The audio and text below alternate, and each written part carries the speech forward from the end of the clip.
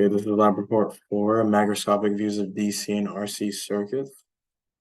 Give a preview of the results. So current is the same throughout a circuit in series, and then round potential difference is equal to 0. And then resistance is greater in series circuits than in parallel circuits. And then the time constant calculated was about 9, which significantly deviates from the actual value. So for the purpose of this lab is to observe behavior of circuits with resistors in series and parallel, and then also measuring conventional current and potential differences in circuits, which includes determining the round trip potential difference. And then finally, examining behavior of ohmic resistors and capacitors, which includes calculating the time constant.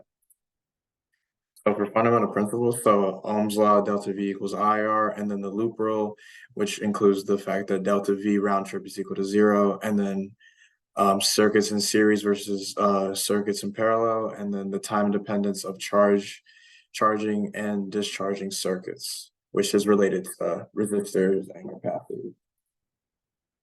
So for part 1 of the experiment, so when connected in series, the ammeters will have the same current, so that'll be 0.02 amps. And then when one of them is connected backwards, it was found that the current was negative 0.02 amps.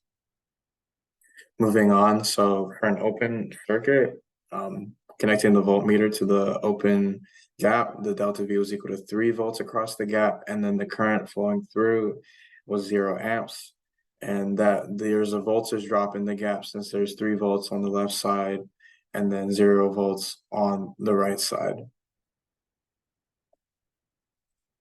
Moving on, so the potential difference between the two batteries is 3 volts, while for between the 47 ohm resistor, it was negative 0.96 volts, and then for the 100 ohm resistor, it was negative 2.04 volts, and then for the rest of the circuit, all of those potential differences were equal to 0. So then therefore, when you add those up all together, the round trip potential difference will be equal to 0 since we went from A back to A. Moving on, so for a voltmeter, it doesn't affect the reading when connected in parallel because it has infinite resistance. And so that'll just be 1 over infinity, since for components connected in parallel, all the resistors are 1 over R. And so when the ammeter is connected to the resistor in parallel, the current increases to 0.06 amps, again, because the 100 ohm resistor is now in parallel with the ammeter.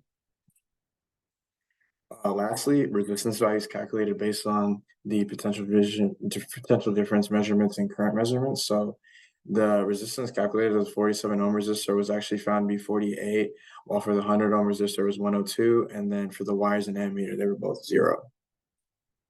Moving on to the RC circuit. So during charging and discharging of a capacitor, there's 2 things that happen. So initially, the light bulb will shine very bright and slowly dim until there's no light in the light bulb. And then the current through the circuit will start at a maximum value, and then it will go down to 0 once the capacitor fully charges or discharges. And so for a 10 ohm bulb, it took about 10 seconds to charge and discharge, while for the 20 ohm, it was about double the time. So for the time constant, so the time constant based on the graph was calculated to be 9, which is based upon the slope, since the value, this ln of the potential difference over the initial potential difference is equal to negative 1 over RC, but the actual RC value is 6, which means that there's a percent error of about 50%. So if we were to do this in real life as using an actual ammeter, so in the virtual lab, it's assumed that the ammeter has 0 resistance. So in real life, the readings would actually be slightly lower, since actual ammeters do carry a little bit of resistance. It's not much, but it could affect the values. And so for part 2, if we were to do this again in real life, how would the charging look? So the simulation depicted the charging as a very quick process, but it's likely to be slower, again, due to internal resistances not accounted for. One notable example would be for wires, since wires almost always have resistance. In conclusion, round trip potential difference should be zero, otherwise the circuit is failing. And then how a circuit is connected affects the various values associated with it. And then so possible errors in hand timing likely cause the discrepancy between the calculated time constant and the actual time constant, just because it was I had to control both the timer and then also when to pause the simulation. Thank you for watching.